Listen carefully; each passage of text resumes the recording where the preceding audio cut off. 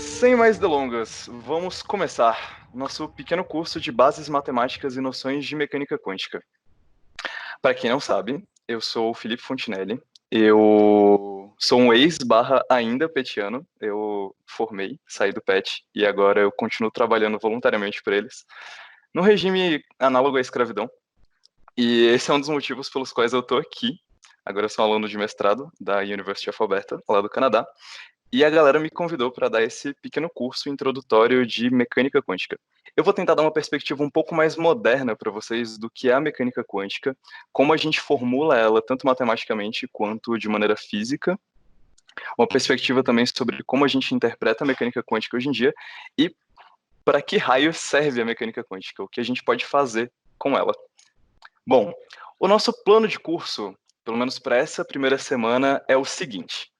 Hoje, a gente vai estudar uma coisa chamada o princípio da superposição, que no fim das contas é o que está por trás de todos os fenômenos interessantes da mecânica quântica, principalmente aqueles que torcem o seu cérebro. Na aula que vem, a gente vai estudar um pouco sobre alguns fatos sobre o universo.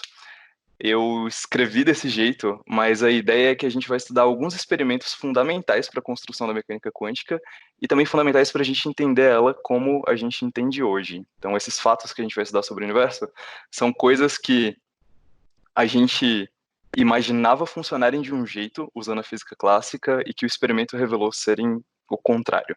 São fatos sobre o universo que a nossa lógica e a nossa física clássica simplesmente não conseguiram alcançar. Na terceira aula, a gente vai estudar um pouquinho sobre a língua e as leis da mecânica quântica. Com língua da mecânica quântica, eu quero dizer álgebra linear. Na quarta aula, a gente vai aplicar todos esses conhecimentos que a gente obteve das leis da mecânica quântica em problemas práticos. Então a gente vai entender basicamente o que neutrinos, queions e a molécula de amônia têm em comum. E o que eles têm em comum é que eles são basicamente sistemas quânticos com dois níveis. A gente vai passar um tempo considerável estudando eles.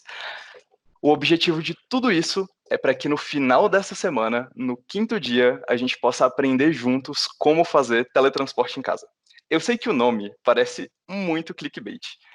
E ele é clickbait. Mas a ideia é que eu vou mostrar para vocês como com todos os conhecimentos que vocês vão construir ao longo dessa semana, a gente pode fazer as contas e projetar um aparato de teletransporte quântico, que a princípio você pode fazer na sua casa, desde que você tenha, obviamente, os materiais certos, que é sempre a parte difícil. Todo mundo lembra dos vídeos do Manual do Mundo? Em que ele diz que vai fazer um experimento super simples, você só precisa de fita adesiva, um parafuso e leite de ornitorrinco da Alemanha. Então, meio que essa última aula vai entrar um pouquinho no leite de ornitorrinco da Alemanha, mas mesmo assim é super legal. Teletransporte maneiro.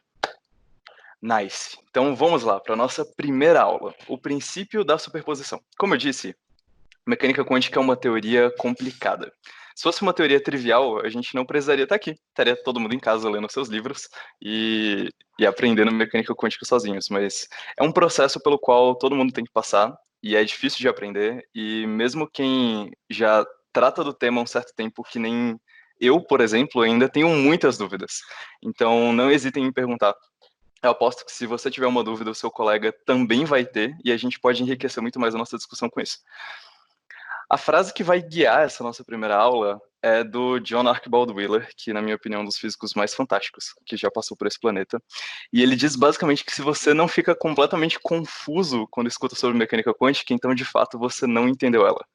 Essa aula visa basicamente mostrar para vocês como todos os fenômenos estranhos da mecânica quântica podem emergir de um princípio muito simples, que é o princípio da superposição. O objetivo dessa aula é deixar todos vocês confusos, é fazer vocês pensarem que toda a física que vocês viram a sua vida inteira é uma mentira e que a gente vai ter que começar do zero, necessariamente, para descrever o nosso universo. O que eu quero relatar para vocês nessa aula de hoje é um conjunto de experimentos usando elétrons. Esses experimentos são os experimentos mais fascinantes sobre os quais eu já ouvi falar na minha vida inteira, e a maneira como eu vou descrever eles aqui para vocês é exatamente e precisamente a verdade experimental, que você observa quando você vai no laboratório e faz os experimentos. Para a gente, o elétron tem duas propriedades binárias principais. A primeira delas é a cor. Todo elétron tem uma cor. Um fato empírico é que todo elétron que foi medido na natureza tem uma dessas duas cores. Ou ele é um elétron vermelho, ou ele é um elétron azul. Não existem elétrons rosa, verdes, amarelo fluorescente ou de qualquer outra cor. são elétrons vermelhos ou azuis. A segunda propriedade, talvez a um pouco mais estranha, é que todos os elétrons também têm sabor. Todo elétron que já foi medido em laboratório tem um dos dois sabores. Ou o elétron é doce, ou o elétron é salgado. Eu espero que nenhum de vocês tenha acreditado no que eu acabei de falar, porque o elétron é uma partícula subatômica, então a gente não consegue ver ele para discernir a cor, muito menos dar uma lambida nele para discernir se ele é doce ou salgado. A ideia é que, para fazer essa discussão, eu estou tirando todos os jargões complicados e todos os preconceitos que vocês podem ter com termos da mecânica quântica e deixando diante de vocês duas propriedades binárias que a gente vai usar para analisar todos esses experimentos, sem ter que se preocupar com nenhuma dessas coisas complicadas. Então, para a gente, elétrons são ou vermelhos ou azuis, ou doces ou salgados. Poderia ser outra propriedade? Poderia. Ao invés do elétron, eu poderia dizer que é tipo um Naruton. E ao invés da cor, eu poderia dizer que a propriedade dele tá no modo da raposa ou no modo Senin. E que o sabor dele é ele tá Genin ou Hokage. Tanto faz, certo? A maneira como eu vou descrever esses experimentos para vocês aconteceu. Eu só estou trocando os nomes. Bom, a gente pode medir a cor de um elétron usando uma caixa de cor. Essa caixa de cor é um aparato experimental extremamente complicado, em que basicamente você injeta um fluxo de elétrons no lado esquerdo dele, e ele cospe para você como resultado um feixe de elétrons azuis para cima e um feixe de elétrons vermelhos para o lado. Dessa maneira, a gente consegue inferir qual é a cor de um elétron sem ter que olhar diretamente para ele, basta ver de que lado ele saiu em relação à sua caixa de cor, certo? Se ele saiu por cima, ele necessariamente é um elétron azul. Se ele saiu pela direita, ele necessariamente é um elétron vermelho. A mesma coisa acontece com uma caixa de sabor. Você tem um input do lado esquerdo em que você coloca seus elétrons randômicos, e para cima ele cospe todos os elétrons são doces, e para a direita todos são salgados. Você pode estar se perguntando agora, tá, mas como essas caixas funcionam? O princípio delas, como eu disse, é basicamente inferir propriedades de partículas subatômicas usando a posição com que elas são jogadas no espaço, certo? Ou para cima ou para a direita. De maneira prática, vamos dar uma olhada para como a engenharia dessas caixas é feita, para o interior delas. Essa caixa poderia ser feita de muitas maneiras. Uma delas são basicamente usar átomos de prata e um arranjo muito específico de campos magnéticos para fazer com que partículas sejam jogadas para cima ou para frente. Outra delas é usar como input fótons e ao invés de ímãs super complicados, você usa filtros polarizadores. A terceira delas, que é a que a gente vai usar justamente porque isso não importa, é que dentro de cada caixa tem um time de macacos super inteligentes. Então o primeiro deles pega o seu elétron aleatório com luvas, claro, porque ele precisa tomar cuidado para que as ações dele não interfiram na medida. Depois ele passa esses dados para o nosso macaco no computador. Ele faz a análise, e aí a máquina joga os elétrons azuis para cima, os vermelhos para o lado. E a mesma coisa em relação ao sabor. Um macaco lambe o elétron e descobre se ele é doce ou salgado, e joga ele para os seus lados específicos. O lance é que, independentemente da partícula ou das caixas, os resultados, como eu vou descrever para vocês, são idênticos. Independente do nome das propriedades, esse comportamento é observado em vários sistemas. Para entender a natureza dessas propriedades, a gente vai realizar alguns experimentos usando essas caixas. Sempre que na física a gente quer entender como uma certa propriedade funciona, a gente precisa ir no laboratório e testar ela na prática, certo? Então, eu arranjei aqui alguns experimentos que a gente pode fazer com as nossas caixas justamente para testar, para levar essas propriedades aos maiores limites delas. No nosso primeiro experimento, a gente vai fazer o seguinte. Eu vou pegar uma fonte aleatória de elétrons. Normalmente o pessoal usa em laboratório fontes térmicas de elétron. Então você pega um filamento e esquenta ele bastante até que ele comece a jogar elétrons com velocidades aleatórias e em direções aleatórias para tudo quanto é lado. Depois, você passa ele por um colimador para fazer com que o feixe fique bem estreito, bem colimado. E depois você passa ele por dentro de uma caixa, que é justamente a caixa da sua medida. Aqui, como fonte aleatória de elétrons, eu estou usando a pistola de raios do Han Solo. Obviamente uma fonte de elétrons aleatória. E o fato experimental é o seguinte. Elétrons vindos de uma fonte aleatória, ao passar por uma caixa de cor, se distribuem da seguinte maneira. 50% deles vão para cima, ou seja, eles são azuis, e 50% deles são vermelhos, ou seja, vão para a direita. A mesma coisa acontece no caso do sabor. Se você manda elétrons aleatórios em direção a uma caixa de sabor, 50% deles vão para cima, são doces, 50% deles vão para a direita, são salgados. Bom, agora a gente pode se perguntar o que acontece quando eu componho duas caixas de cor. Por exemplo, se eu uso em uma caixa de cor a entrada de outra caixa de cor. Então aqui a gente tem uma fonte de elétrons aleatória Os nossos elétrons passam pela primeira caixa de cor, 50% deles são jogados para cima, 50% deles são jogados para a direita, 50% azuis, 50% vermelhos. Bom, o que eu vou fazer é o seguinte, eu vou descartar todos os meus elétrons azuis, certo? Eu vou jogar eles numa parede para que eles não interajam com mais nada. E agora eu vou usar o feixe de elétrons vermelhos que eu acabei de gerar como um input de uma nova caixa de cor. A pergunta que eu tenho para vocês é a seguinte: qual vocês acham que vai ser a distribuição de azul e vermelho na nova caixa? Eu vou dar duas opções para vocês e eu quero que vocês respondam no chat para mim, por favor. Vocês acham que a distribuição vai ser 100% no azul e 0% no vermelho? Talvez 50% no azul e 50% no vermelho? Ou vocês acham que não vai sair nada pelo canal azul e vai sair tudo pelo canal vermelho? Bom, a resposta certa, dando spoiler para vocês que ainda estão pensando sobre ela, é a seguinte. Bom, aqui a gente tem as nossas alternativas, certo? Tinha a D também, que é nenhuma das anteriores, mas eu não sei se alguém é capaz de votar nela. Eu não sei se tem uma outra opção, certo? Bom, fato é, a resposta certa, experimentalmente, é a letra C. Não sai nenhum elétron do feixe azul e saem todos os elétrons do feixe vermelho. Isso é muito condizente com a nossa intuição, certo? Se você parar para pensar, acompanhando o meu mouse, você descartou todos os elétrons azuis, certo? Agora você só tem elétrons vermelhos. Você está colocando vários elétrons vermelhos numa caixa de cor. A caixa de cor mede a cor dos elétrons. Qual é a cor de um elétron vermelho? Vermelho. Então, todos eles saem pelo canal vermelho, 100% deles, certo? Bom, para vocês que responderam 50-50, vocês estão com o instinto já apurado para mecânica quântica. A ideia dessa aula é justamente que vocês saiam daqui com uma ótima intuição para resolver problemas de mecânica quântica. Para isso, a gente precisa trabalhar, e para trabalhar, vamos analisar mais experimentos. Obviamente, não tem nada de especial no fato de eu ter chamado uma cor de vermelha e a outra de azul, certo? Se eu repetir o mesmo experimento, agora selecionando só os elétrons azuis e jogando eles de volta numa caixa de cor, todos que vão sair são elétrons azuis. Tudo bem? De novo, eu disse de maneira ad hoc que eu selecionei uma propriedade para ser cor e a outra sabor. Como essa foi uma escolha completamente randômica, as nossas propriedades também não podem depender disso, certo? Então, se de uma fonte aleatória de elétrons eu descartar todos eles que são salgados e jogar elétrons doces numa caixa de sabor, eles só vão me devolver elétrons doces, certo? 100% no canal dos elétrons doces, como a gente esperava da nossa intuição da física clássica. Bom, como eu disse para vocês, a mesma dinâmica se observa no caso do sabor. Como esperávamos, ou como é natural que se espere da mecânica clássica, da nossa intuição do dia a dia, cor e sabor são propriedades repetíveis, certo? Se eu meço a cor de um elétron agora, e depois eu meço a cor dele de novo, eu deveria observar a mesma cor, tudo bem? Se eu meço um elétron como sendo vermelho, pode passar infinitos anos, se eu for com uma caixinha e colocar em cima dele de novo, eu vou ver que aquele elétron continua sendo vermelho. As nossas partículas clássicas do dia a dia funcionam assim, certo? Agora a pergunta que fica é o seguinte: a gente misturou caixa de cor com caixa de cor, caixa de sabor com caixa de sabor. O que acontece quando eu misturo os dois tipos de caixas diferentes? Será que de alguma maneira a cor e o sabor são propriedades relacionadas? Será que eu consigo tirar informação sobre o sabor de um elétron só sabendo a cor dele? O nosso terceiro experimento vai ser um experimento de composição de caixas de cor e sabor.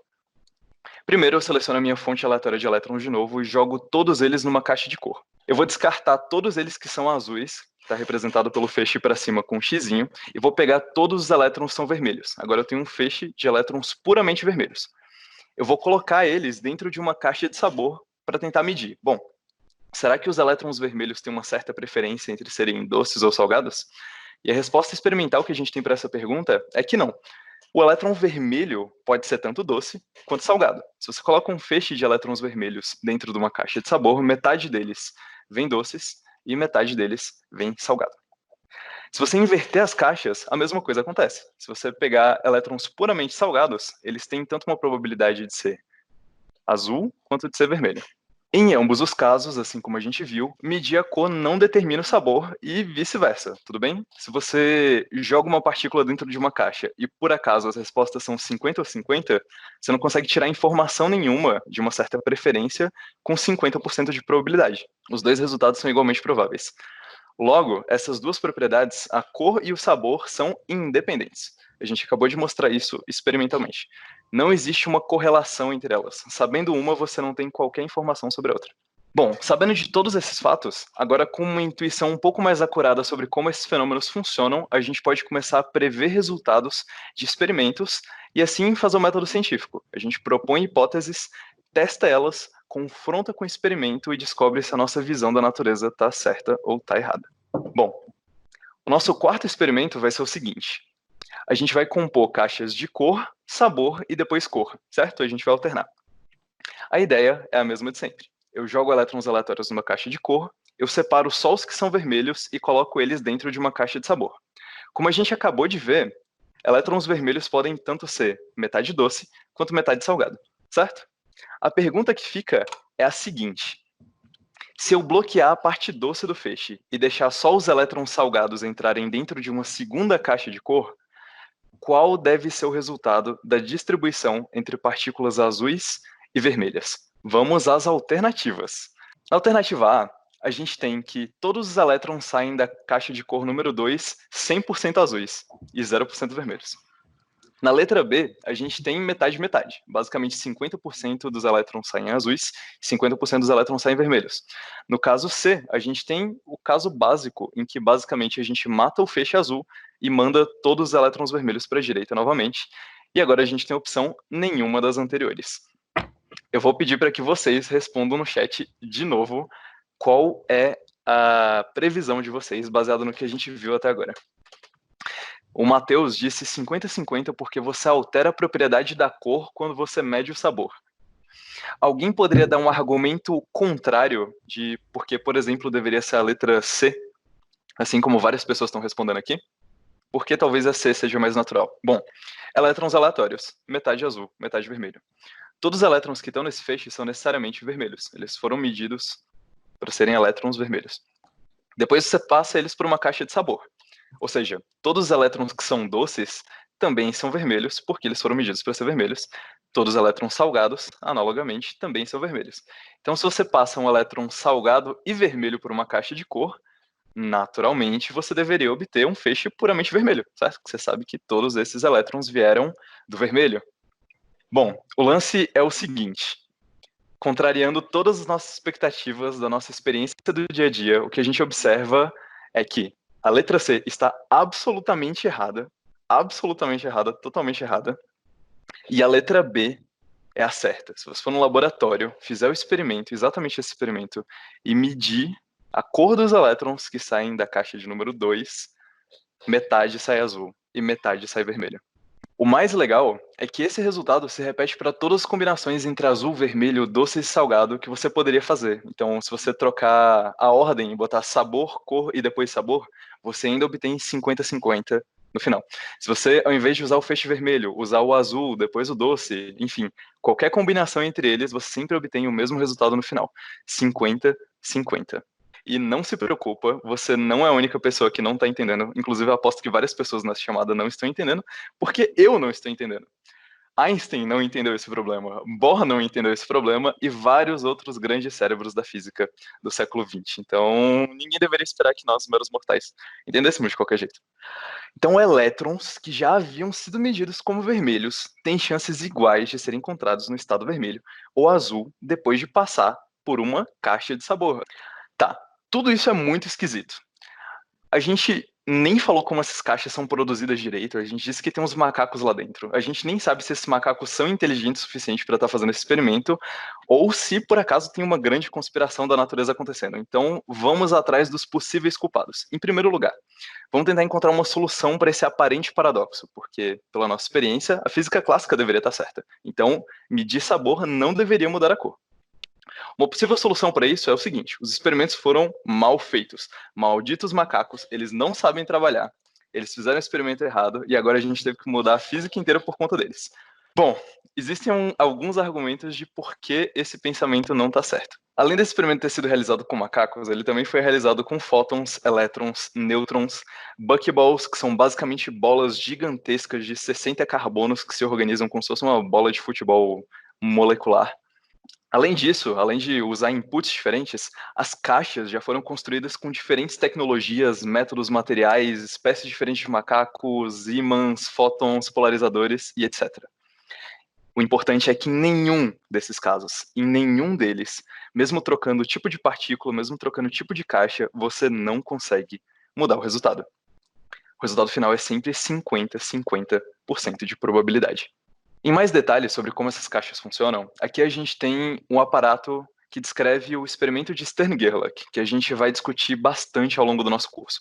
Essa daqui é a versão real do experimento com doce salgado e etc, que eu tô falando com vocês, mas sem dar muitos spoilers, a gente vai estudar ele com detalhe mais a fundo. A ideia é basicamente você tem um filamento quente que dispara átomos de prata em um conjunto de ímãs, e esses ímãs fazem com que esses átomos de prata sejam defletidos pelo espaço, assim como as nossas caixas. Bom, uma outra maneira de fazer isso é com luz não polarizada. Você passa ela por alguns filtros polarizadores e você observa exatamente esse tipo de efeito. Você tem uma caixa construída de maneira diferente. A princípio não tem nada a ver com ímã, nada a ver com elétron, nada a ver com macaco, mas mesmo assim você tem os mesmos resultados.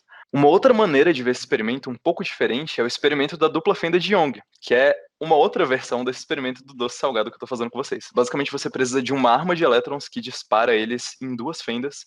De alguma maneira, os elétrons acabam interferindo consigo mesmos e fazendo um padrão de interferência no anteparo lá na frente. Bom, já que o erro não é um erro experimental, porque as pessoas que trabalham com isso são extremamente competentes e eu confio nelas, talvez a gente só seja bem ignorante. Talvez exista uma propriedade secreta do elétron que determina se de fato ele é vermelho ou se de fato ele é azul.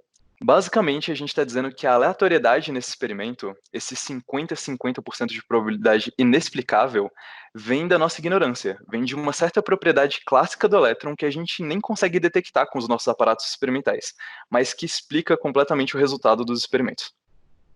Essa tal variável escondida podia estar, inclusive, codificada nas correlações entre os nossos elétrons iniciais. Então, correlações entre cor, sabor e etc. O problema é que essas tais variáveis escondidas nunca foram detectadas. As pessoas passaram muito tempo olhando para a fonte de elétrons para investigar a existência dessas variáveis escondidas e, de fato, elas nunca foram detectadas. Mais do que isso, essa semana a gente vai investigar um teorema chamado de Teorema de Bell, que faz com que essa possibilidade das variáveis escondidas seja quase com que completamente eliminada. A gente vai descobrir que, de fato, é impossível que hajam variáveis escondidas da maneira como a gente entende elas e que, na verdade, tudo deve ser como a gente acabou de ver de fato. A realidade é essa e a gente tem que aprender a lidar com ela. Tudo isso para dizer o seguinte: isso quer dizer que existe algo fundamentalmente imprevisível, não determinístico e aleatório sobre processos físicos que nós observamos em laboratórios. O conceito de probabilidade é necessariamente forçado na gente pelas observações que a gente faz com aparatos experimentais. Para alguém que cresceu com o determinismo de Newton, isso deveria doer, isso deveria machucar muito. Porque o que está dizendo aqui, no fim das contas, é que, dado o estado inicial de um sistema, você não consegue prever com exatidão a evolução dele num tempo futuro. É basicamente sobre isso que é a mecânica de Newton, no fim das contas. Sobre isso que é a física clássica.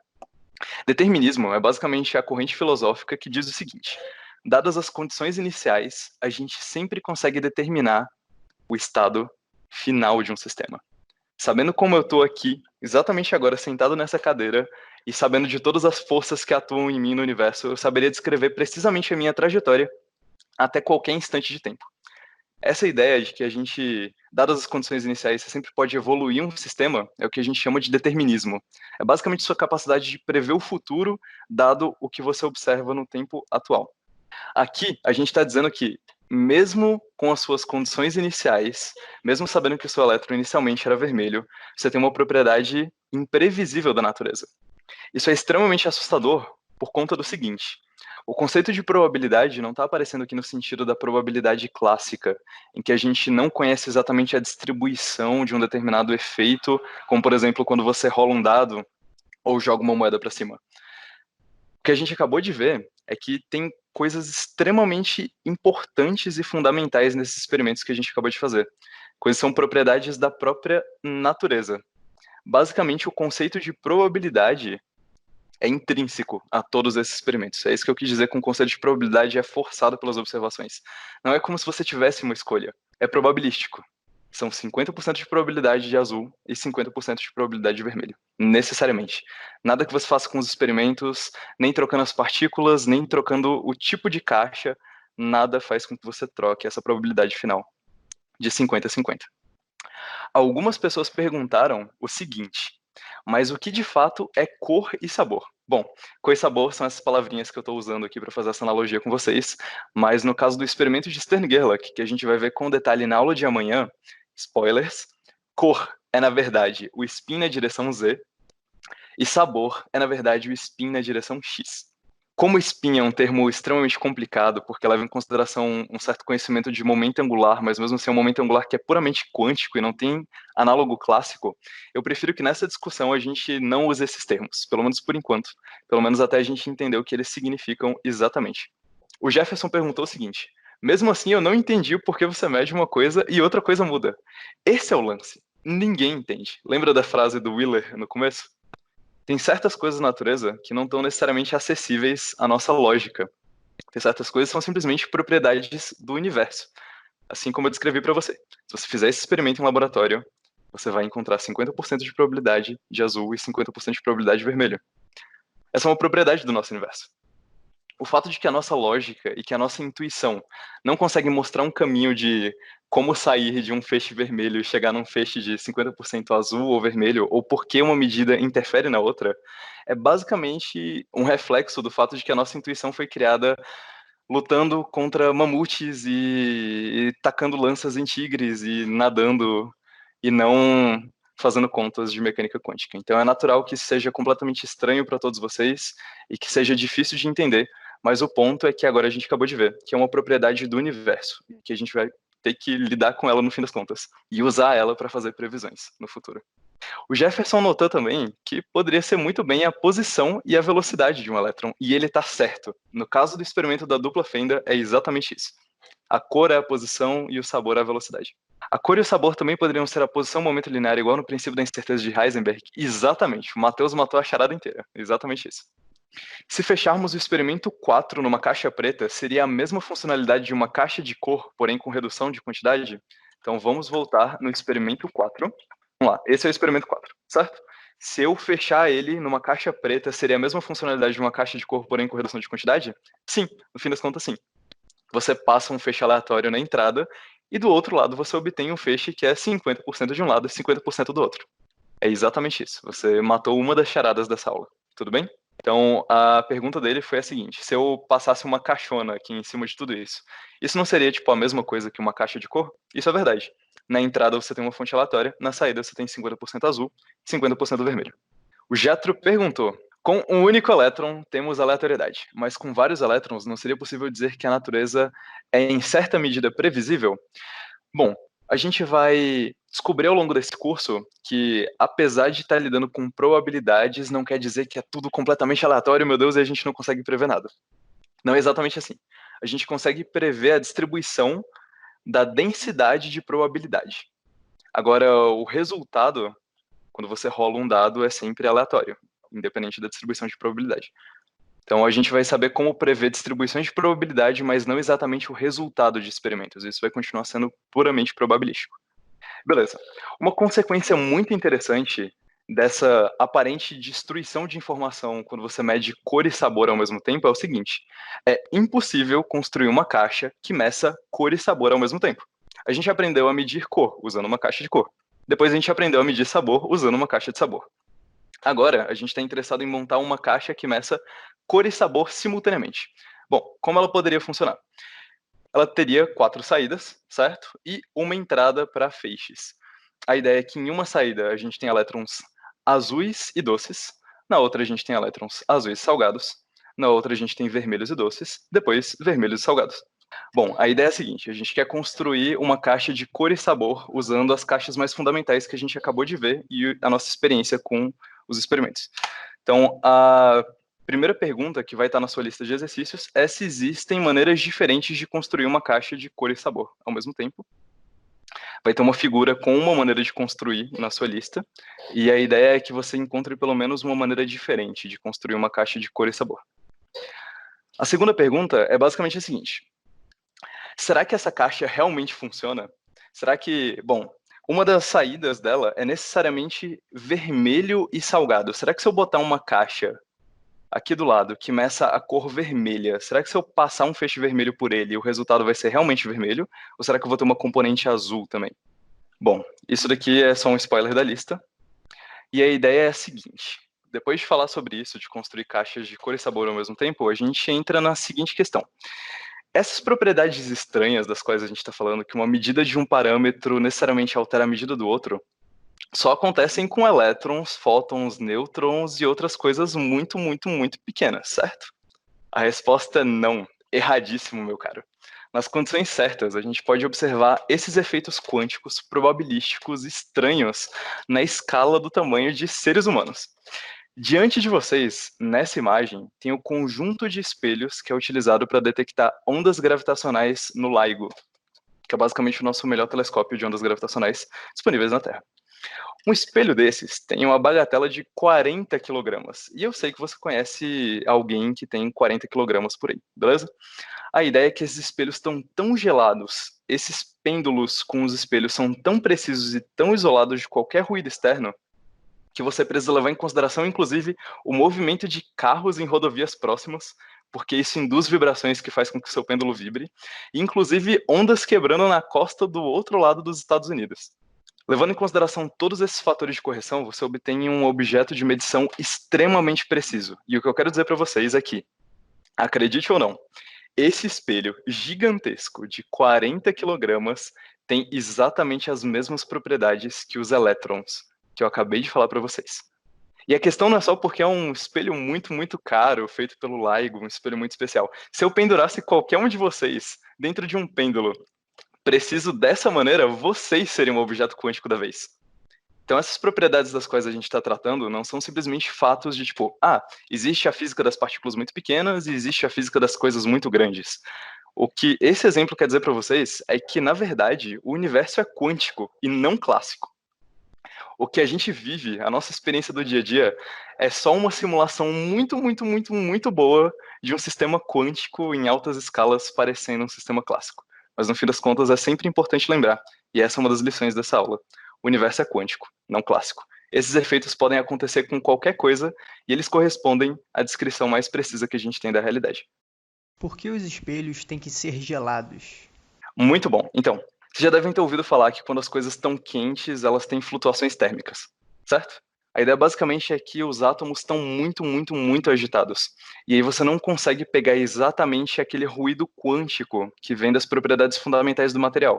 A ideia é que, com a temperatura alta, essas variações de temperatura agitam muito as moléculas e você acaba perdendo esses efeitos. O efeito térmico acaba ficando maior que o efeito quântico. Se você gelar o espelho suficientemente bem, você consegue quase zerar os efeitos térmicos. E o mais legal é que esses espelhos no LIGO estão a tipo 1 milikelvin, que é uma temperatura muito, muito, muito próxima do zero. E você consegue de fato observar esses efeitos quânticos em objetos de 40 quilogramas, em objetos gigantescos. Quais propriedades que apresentam efeitos quânticos nesse exemplo do LIGO? Objetos quânticos têm uma natureza de ondulação fundamental, certo? Então você observa meio como se esse espelho nunca tivesse de fato parado. Não existe um estado para o espelho em que a energia dele é zero. Ele está sempre oscilando. Uma frequência bem baixinha, mas sempre oscilando. Esse tipo de propriedade probabilística e aleatória que surge da mecânica quântica aparece nesses espelhos, justamente nesse fato. Inclusive, você consegue observar um espelho desses, num estado desses, em que ele basicamente tem um modo de vibração e outro ao mesmo tempo. Mas esse tipo de coisa vai ficar mais clara na segunda semana do curso, quando a gente introduzir a física das oscilações no mundo quântico. Acho que o mais interessante aqui é que os físicos no LIGO têm que levar em consideração o fato das propriedades quânticas do espelho, porque, acreditem se quiser, o efeito das ondas gravitacionais é ainda menor do que o efeito das flutuações quânticas no espelho. Então eles têm que arrumar uma maneira de encontrar uma configuração que minimize as flutuações quânticas do espelho para que você consiga obter um sinal considerável de ondas gravitacionais. Então o fato da gente medir ondas gravitacionais hoje em dia, de certa forma, é uma medida indireta de que o mundo, na verdade, é quântico e não clássico também. Esse tipo de coisa é bem doida. Certo. Eu ainda não consegui relacionar o espelho com a ideia das caixas. Poderia explicar de novo? Então, vamos supor que o espelho nunca consiga ficar parado, por algum motivo que vocês só vão entender daqui a alguns dias. existe o que a gente chama de estado fundamental do espelho, em que ele oscila com a menor energia possível, porque a energia dele nunca pode ser zero. Existe também um primeiro estado excitado do espelho, que é quando ele tem um pouco mais de energia e consegue vibrar um pouco mais rápido. A ideia é que o espelho, usando palavras chiques que a gente vai aprender a usar direitinho hoje, pode estar numa sobreposição desses dois estados. Assim como um elétron vermelho pode estar numa sobreposição de estados tanto doces quanto salgados. Acho que essa é a ideia. De qualquer jeito, o lance do LIGO pode ficar mais claro assim que a gente prosseguir com o curso. Esse tempo inteiro eu estava tentando evitar usar as palavras superposição e tudo mais, porque, bom, elas são palavras complicadas, vocês ainda têm uma vaga noção do que elas significam, mas a ideia é exatamente essa. A resposta por trás de tudo isso, como eu estava dizendo, é o princípio da sobreposição. O ruído quântico é o mesmo para um espelho frio e um quente, certo? Você só reduz a temperatura para medi-lo. Exatamente. Então, vamos para um momento legal aqui. Eu vou pegar a caneta e eu vou começar a rabiscar umas coisas assim. Imagina que você tem o sinal do LIGO, certo? E que você não está medindo onda gravitacional nenhuma, beleza? A ideia é que existe um ruído de fundo. Tem um ruído muito, muito, muito, muito grande que é causado por, sei lá, como eu falei, carros passando em rodovias e ondas quebrando do outro lado dos Estados Unidos. E aí você consegue retirar eles experimentalmente, beleza? Então a gente vem aqui e retira esse ruído. Se eu conseguir apagar, claro, não consigo, beleza? A gente tem uma solução para isso, que é apagar toda a tinta. Depois a gente vem para cá. Nesse caso, a gente tem aqui, você pode imaginar que como o espelho está quente, aqui em cima tem basicamente o sinal de ruído térmico do espelho, basicamente por conta da agitação das moléculas, e que aqui embaixo, bem pequenininho e quase desprezível, você tem o sinal do seu ruído quântico, que é causado pelas propriedades quânticas do próprio espelho. Assim como o nosso querido amigo Luca apontou para a gente, de fato, as oscilações quânticas estão lá, mesmo quando o espelho está quente. O ponto é, a gente quer medir coisas cada vez mais precisas. Para medir coisas precisas, a gente precisa eliminar o ruído, tudo bem? Então a gente segue aqui eliminando o ruído relacionado à energia térmica do espelho, simplesmente reduzindo a temperatura dele, tudo bem? Beleza. Agora vamos imaginar que o espelho está completamente geladinho e que as flutuações térmicas dele são muito, muito, muito, muito, muito menores. Agora, a sua maior contribuição para o ruído é o ruído de origem quântica, que está em azul, certo? E esse ruído de origem quântica a gente consegue medir no LIGO. De fato, se você for lá no seu detector de ondas gravitacionais, quando passa uma onda gravitacional, ele deveria fazer um sinal muito doido, certo? E quando não está passando nada, ele deveria mostrar só o ruído de fundo. E quando você olha o ruído, ele é exatamente dado por isso daqui. O comentário que eu tinha feito é que, apesar de tudo isso, mesmo assim, o sinal das ondas gravitacionais, no fim das contas, ainda é menor do que o seu sinal de ruído quântico. Ele é, tipo, muito próximo. Então, como você faz para diferenciar o que diabos é sinal de onda gravitacional que você quer medir de fato com sinal de ruído quântico? Bom, eles conseguem usar todos esses conceitos de mecânica quântica, que a gente vai aprender ao longo do curso, para preparar o estado quântico, olha só as palavras deles que a gente está usando, preparar o estado quântico do espelho para que ele tenha o menor ruído possível. Dá para chamar o espelho como oscilador harmônico, por não poder ter energia mínima zero, ou anarmônico? Sim, exatamente isso. O funcionamento de um pêndulo é muito parecido com o funcionamento de um oscilador harmônico, assim como na física clássica.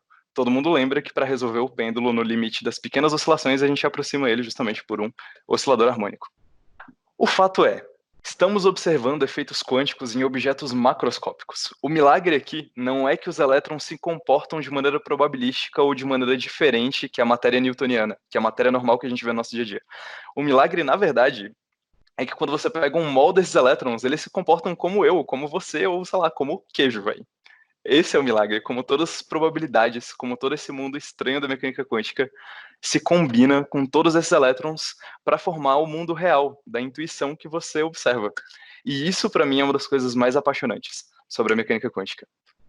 Bom, agora, se a gente não estava no reino das coisas estranhas, e se você estava conseguindo processar tudo que estava acontecendo sem muitas dúvidas sobre como você observa o universo, ou sobre quem é você, ou sobre qual a sua função aqui, a gente vai levar isso mais a fundo ainda com um novo experimento.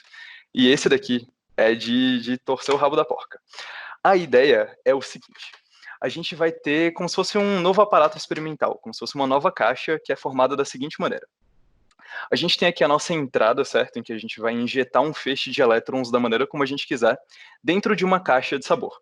Como de praxe, a caixa de sabor separa elétrons salgados para a direita e doces para cima, tudo bem?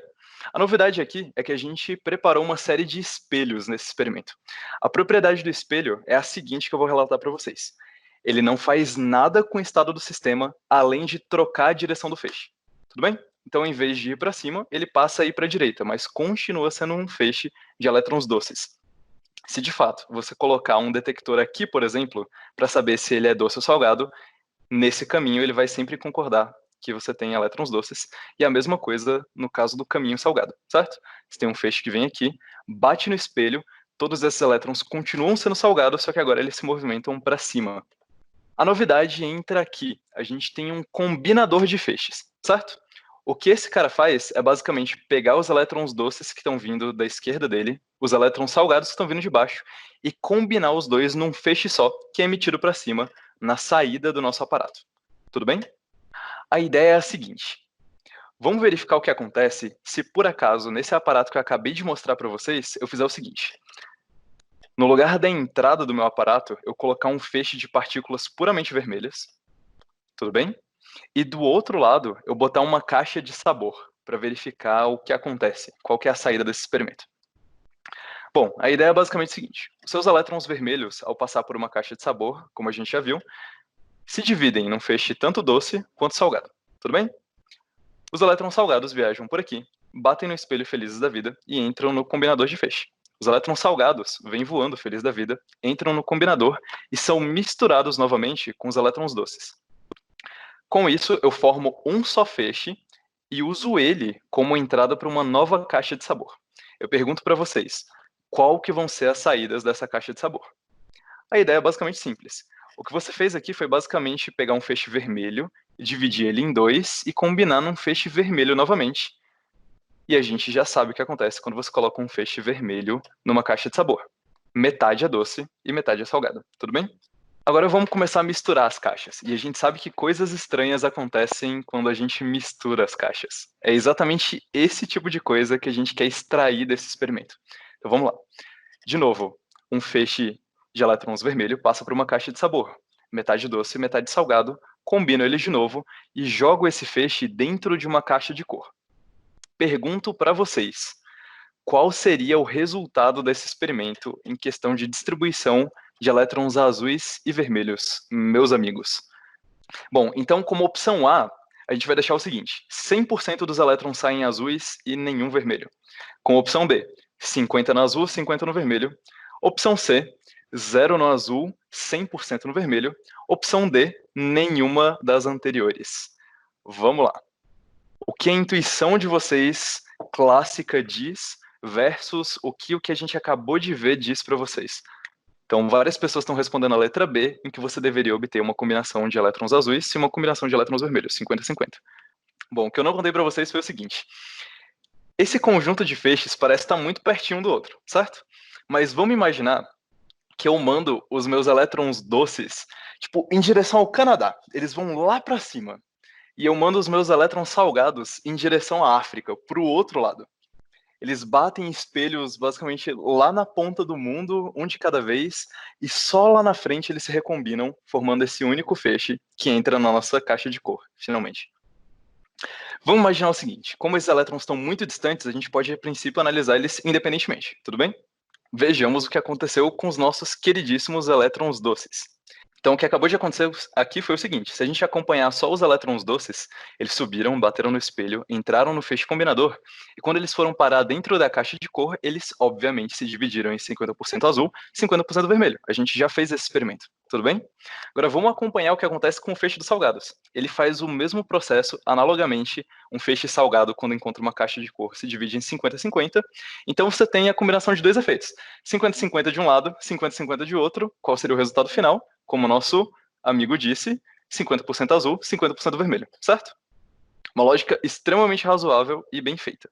A resposta para esse experimento, acreditem ou não, é 0% na direção azul e 100% na direção vermelha.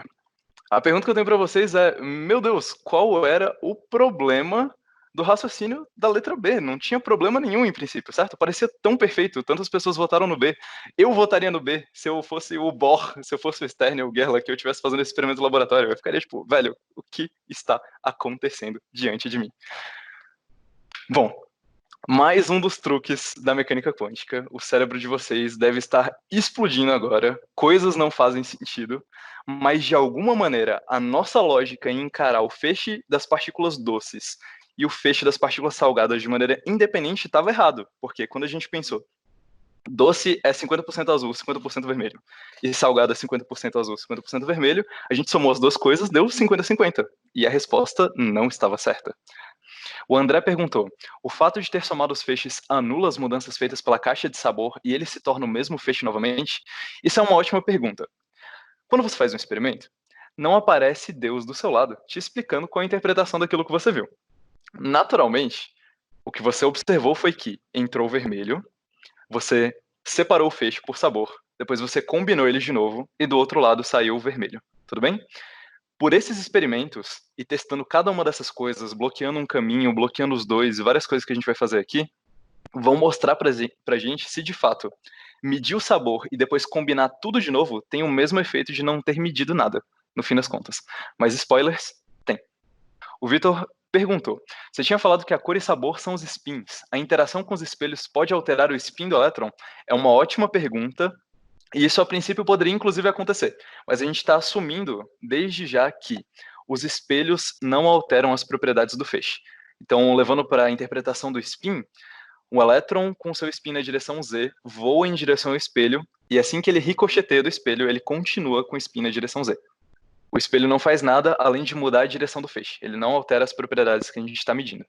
A Tamires falou: no experimento passado, a medição do sabor alterou a cor. Por que não aconteceu nesse? Exatamente, exatamente, você está certíssima. Isso é uma coisa muito esquisita, não é? Normalmente quando a gente mede o sabor, a gente altera a cor, como a gente já viu, mas isso não aconteceu nesse caso. Note que o experimento não é exatamente o mesmo. Dessa vez a gente introduziu uns espelhos, a gente dividiu o feixe e combinou ele de novo. A resposta está aí dentro. Ok, vamos para um próximo experimento. Vamos lá. O que os senhores acham que acontece no nosso experimento 7, em que, no caminho do feixe salgado, eu coloco uma barreira que bloqueia completamente a passagem dos elétrons salgados e só deixa os doces chegarem no nosso combinador? De novo, os nossos elétrons iniciais são vermelhos e eu quero prever qual vai ser a minha distribuição entre azuis e vermelhos. De novo, as nossas alternativas vão ser as mesmas. A, 100% azul, B, 50-50, C, 100% vermelho e D, nenhuma das alternativas. E a resposta para vocês é a seguinte: 50% dos elétrons saem azuis e 50% dos elétrons saem vermelho. Nesse caso, a gente tem a mesma coisa do primeiro experimento de todos que a gente fez. A gente está pegando doce, certo? Um feixe completamente doce, e a gente sabe que quando a gente passa ele por uma caixa de cor, 50% sai azul e 50% sai vermelho. É meio que como se, quando você junta o doce com o salgado, em 50-50 você forma o vermelho, assim como quando você enfia o vermelho dentro de uma caixa de sabor, você separa ele em doce e salgado, a mesma lógica deveria valer para o inverso. Se você combina doce com salgado, é a mesma coisa de você estar produzindo vermelho, no fim das contas. Que é uma coisa bem bizarra, certo? Tá, a Lara Rebeca pediu para, por favor, repetir. Então vamos lá. Aqui a gente consegue observar como uma caixa de sabor é capaz de separar um feixe vermelho em um feixe doce e um feixe salgado, certo? Vamos imaginar que eu estou fazendo um experimento contrário, que eu tenho uma caixa de sabor invertida, em que eu entro com um feixe doce e com um feixe salgado. O resultado dessa caixa só pode ser o vermelho, como a gente acabou de ver, certo? Porque quando a gente recombina essas cores, elas aparecem como vermelho depois. Foi o caso desse experimento bem aqui, tudo bem? Então, o vermelho é como se fosse 50% doce e 50% salgado. E é exatamente isso que a gente observa aqui. Quando você junta os dois, você obtém vermelho de novo. Quando você coloca o vermelho numa caixa de sabor, você quebra ele em dois. Tudo bem? Eu sei que tudo bem não tá, né? Porque a gente tá falando de um bando de coisa completamente nonsense e de torcer o cérebro, mas, enfim, eu espero que vocês estejam conseguindo acompanhar. O importante é que todo mundo esteja não entendendo juntos. Bom, como a gente viu, um feixe doce é metade azul e metade vermelho. Cara, E do ponto de vista físico, isso é muito bizarro, porque o que você acabou de fazer é como se você fechasse uma janela e entrasse mais luz no quarto onde você tinha essa janela, certo? Por quê? Bom, com o feixe de doce e salgado, você obtém só vermelho, certo? Mas com o feixe que é metade, que é só a parte doce, você obtém azul e vermelho. Você obtém as duas componentes no fim das contas. Então, assim como a gente disse que o vermelho é a combinação do doce com o salgado, é como se a gente dissesse também que o doce é a combinação do azul com o vermelho. E é precisamente isso que vai gerar toda a estrutura matemática da mecânica quântica, são essas observações. Então, Tamires, nesse caso, como as propriedades são independentes, sim, é sempre essa proporção. O vermelho é sempre 50% doce, 50% salgado. O azul é, de certa forma, 50% doce, 50% salgado também, só que de uma maneira um pouco diferente. E da mesma maneira, o doce é 50% azul, 50% vermelho e o salgado também. É sempre nessa proporção, exatamente ela. Tudo isso para dizer que, no fim das contas, a gente quer escrever tudo isso como uma sobreposição. Sobreposição é uma propriedade de vetores. Então, dando spoilers das próximas aulas, a gente vai aprender a escrever tudo isso como combinações lineares de um vetor. Como quando você pega um vetor na diagonal e projeta ele na direção x e na direção y, a gente vai ver que tem uma analogia muito estreita com isso. A gente tem outras perguntas aqui, do Eric. Por que somando doce com salgado dá 100% vermelho, se os azuis também são formados por 50% doces e 50% salgados? Eric, na linguagem matemática, a gente vai ver que os azuis são uma sobreposição levemente diferente, com uma diferença de sinal em relação ao vermelho. Mas a ideia é que a probabilidade de obter os fechos no final ainda continua sendo 50%. Então, de certa forma, eles são 50% doces e 50% salgados. O João Gabriel apontou uma conclusão muito boa, é que azul é vermelho e doce é salgado. Isso é uma ótima conclusão, poderia ser o resultado de toda essa aula. O que define a distribuição final de cores? É a cor inicial? Não, então, como a gente pode ver aqui, o fato de você ter começado com um feixe vermelho não influencia na sua distribuição de cores no futuro, certo? Porque ela continua sendo 50% azul, 50% vermelho. Você pode imaginar que se a gente começasse com um feixe azul, a mesma coisa ia acontecer, porque a distribuição de probabilidade é igual. Então você ia acabar com 50% azul e 50% vermelho. Agora, no outro experimento, o 6, eu vou voltar aqui rapidinho. Se a gente tivesse começado com um feixe azul, o fato é que a gente observaria 100% azul e 0% vermelho.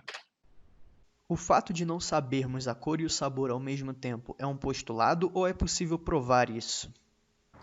A gente vai ver que assim que a gente introduzir a matemática da mecânica quântica, ou seja, a descrição sobre como todos esses experimentos se tornam coisas que a gente pode fazer previsões a partir delas, a gente vai ver como justamente cor e sabor são de fato medidas incompatíveis e que você não consegue medir uma, saber com certeza de uma e saber com certeza da outra.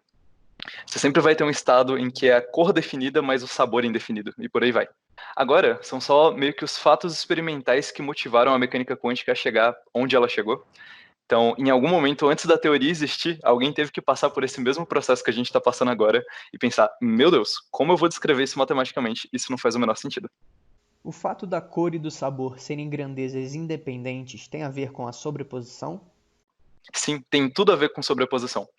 É um teorema da álgebra linear que você pode sempre escrever um vetor em termos de uma base, mas a base é arbitrária, você sempre pode escolher uma base nova, que é tão boa quanto a antiga.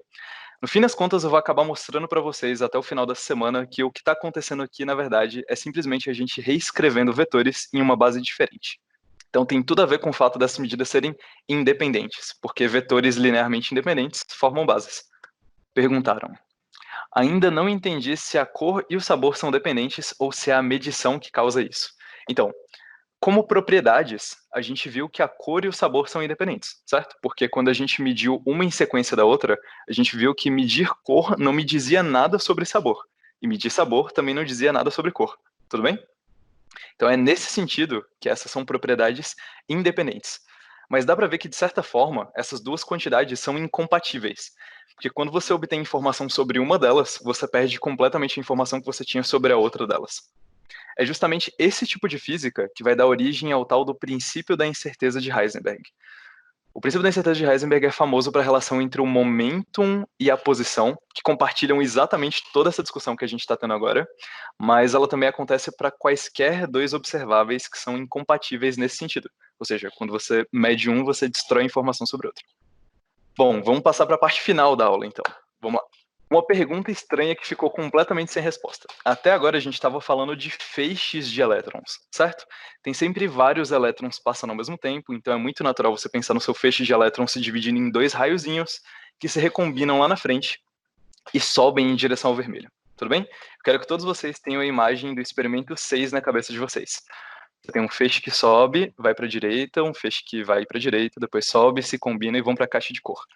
Mas a pergunta que fica é: se nós enviarmos só um elétron de cada vez, ao invés de um feixe de elétrons inteiro, a gente enviar um elétron de cada vez. Você pode se perguntar como você faz um elétron de cada vez, certo? Que é uma coisa difícil, normalmente você encontra elétrons aos montes na natureza. Então você pode pensar que você tem o seu raio de elétrons, certo? E você dispara eles num alvo, um alvo bem grosso, assim. Então a maior parte dos elétrons são parados por esse alvo, mas alguns conseguem voar justamente pelo espaço entre os átomos e atravessam. Só que pensa que esse é um evento muito raro. Então você liga o seu aparato que gera um elétron de cada vez e espera, tipo, 6 semanas e aí eventualmente sai um elétron. Tudo bem? E o legal é que isso realmente aconteceu. Um físico francês, o Alain Aspect, ele fez exatamente esse mesmo experimento, só que usando fótons ao invés de elétrons, e ele queria gerar um fóton de cada vez, então ele tinha basicamente um feixe de fótons muito poderoso, passava por um colimador, depois passava por uma barreira e muito raramente um fóton conseguia atravessar aquela barreira. E aí ele tinha o fóton individual dele. Então é assim que a gente vai fazer o nosso feixe de um elétron de cada vez. A gente vai mandar um por vez. A pergunta que fica é a seguinte: se a gente botou um divisor de feixes que divide elétrons doces e salgados, e no fim das contas, todos eles se reconectam para formar um feixe vermelho, ou seja, todos eles têm que ser medidos vermelhos no fim das contas, por que diabo de caminho o elétron passou enquanto ele estava no meio desse aparato? Eu botei aqui o nosso desenho de novo para a gente entender como isso deve acontecer. Por qual caminho o nosso único elétron viajou? Pensa, a gente colocou ele aqui, tudo bem? Daí, esse elétron tem que decidir, será que ele vai pelo caminho doce ou pelo caminho salgado? Bom, vamos testar a nossa hipótese primeiro. Será que ele foi pelo caminho doce? Como é que a gente pode testar isso? Bom, a gente faz o seguinte, a gente vem aqui e coloca uma barreira no meio do caminho doce, certo? Então, se por acaso ele tiver viajado pelo caminho doce, o nosso resultado deveria ser nenhum, tudo bem? No entanto, a gente observa nesse tipo de experimento o seguinte: quando você manda um feixe só pelo caminho do salgado, o que aparece aqui em cima não são só elétrons vermelhos. Você tem, na verdade, 50% de elétrons azuis e 50% de elétrons vermelhos, certo? Ou seja, no fim das contas, a resposta certa não é o caminho doce, definitivamente. Tudo bem? Todo mundo entendeu isso? Porque justamente se eu bloquear aqui, a gente tem um feixe só salgado e a gente sabe que o salgado é 50% azul, 50% doce. Isso, quer dizer, 50% azul, 50% vermelho, e a gente sabe que isso não pode ser verdade porque o feixe tem que chegar a 100% vermelho. Tudo bem? A gente pode usar o mesmo argumento para o caminho salgado. O que acontece se então eu vir aqui e colocar uma barreira no meio do caminho salgado? A mesma analogia, tudo bem? A gente tem exatamente o experimento 7. Os elétrons doces vêm, passam pelo feixe e aparecem aqui em cima 50% azul, 50% vermelho, o que não pode ser verdade, porque a gente tem um feixe 100% vermelho no fim das contas. Tudo bem? Bom, se ele não passou nem pelo caminho doce, nem pelo caminho salgado, a gente fica meio sem opção. A gente começa a entrar no reino do chute muito doido. Então, vamos testar a primeira hipótese, que não parece tão estranha assim. A primeira hipótese é: ele passou nos dois? Bom, existe uma maneira de testar para ver se ele passou nos dois, que é a seguinte: se você colocar um detector bem aqui, um detector de elétrons, tudo bem? Então, um carinha aqui, e ele vai detectar exatamente se o elétron passou por aqui, e um outro carinha que poderia detectar pra gente se o elétron passou por lá, tudo bem? A gente poderia fazer isso simplesmente com uma caixa de cor, colocando uma caixa de cor aqui no meio do caminho. O fato é, nunca, em nenhum momento, você vê dois elétrons passando pelos dois caminhos. Você sempre vê um elétron. Você nunca vê meio elétron, metade passando por um caminho, metade passando pelo outro. Você sempre encontra ele, se você resolve medir no meio do caminho, em um caminho determinado. Então, a opção os dois também não é satisfatória. Para a gente resta agora desistir da lógica completamente e se perguntar se por acaso ele passou por caminho nenhum. Como testar isso? Bom, é muito simples. Se ele não passou por caminho nenhum, não deveria fazer diferença se eu venho aqui e meto uma barreira nos dois caminhos, certo? Nesse caso, o resultado óbvio é que você obtém 0% azul e 0% vermelho. Você bloqueou os dois caminhos, certo? E você não obtém o 100% vermelho que você desejava.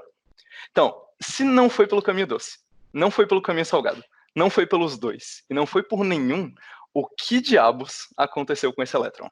Muito bom. Então, aí vem o pulo, meus caros. A gente acabou de violar todas as leis da lógica formal, basicamente. A gente tinha uma pergunta com 4 respostas e, no fim das contas, a verdade não é nenhuma delas. No fim das contas, a verdade é uma coisa para a qual a gente nem tem palavras no dicionário para descrever. Os físicos chamam esse novo modo de existir de sobreposição. Isso é verdade para elétrons, átomos, vírus, eu, você e tudo mais no universo. O nosso elétron inicialmente vermelho, um físico diria, não é doce nem salgado, nem os dois ao mesmo tempo, muito menos nenhum deles. Ele está no estado de sobreposição dos estados doce e salgado. Da mesma maneira, um elétron doce está numa sobreposição dos estados azul e vermelho. Para a gente agora, sobreposição tem o mesmo significado de hã? Eu não faço a menor ideia do que eu estou falando. Mas a ideia é que nesse curso a gente desenvolva as ferramentas para entender o que diabos é esse tal princípio da sobreposição. E a gente vai descobrir que essa ferramenta é chamada de mecânica quântica. A probabilidade de medir um elétron como doce, salgado, azul, vermelho depende totalmente dos detalhes dessa sobreposição que a gente vai aprender ao longo do curso. Um elétron vermelho está sempre numa sobreposição igual a doce salgado, portanto a probabilidade de medir ele nesses estados é de 50%, assim como a gente observou dos nossos experimentos. Se você achou essa aula muito estranha, se o seu cérebro está a ponto de ficar derretido, saiba que você é uma pessoa normal. Como eu disse antes, nós seres humanos fomos criados pela natureza, criados para ter nossa intuição de mecânica clássica, de sair na porrada com tigres, caçar mamutes, nadar em lagos e fazer descendentes. A gente jamais poderia estar preparado para esse tipo de coisa que a gente acabou de ver. E se você tá triste pensando que esse tipo de coisa estranha acabou, na verdade não acabou, vai ficar cada vez mais estranho. E o nosso objetivo nessa aula é justamente te dar as ferramentas não para calcular todos esses problemas esquisitos, mas para pensar mecânica quântica, para desenvolver essa intuição, que pelo menos para mim é tão importante para um físico. Eu espero que vocês tenham gostado. Eu gostei muito de falar com vocês. E é isso, pessoal. Muito obrigado.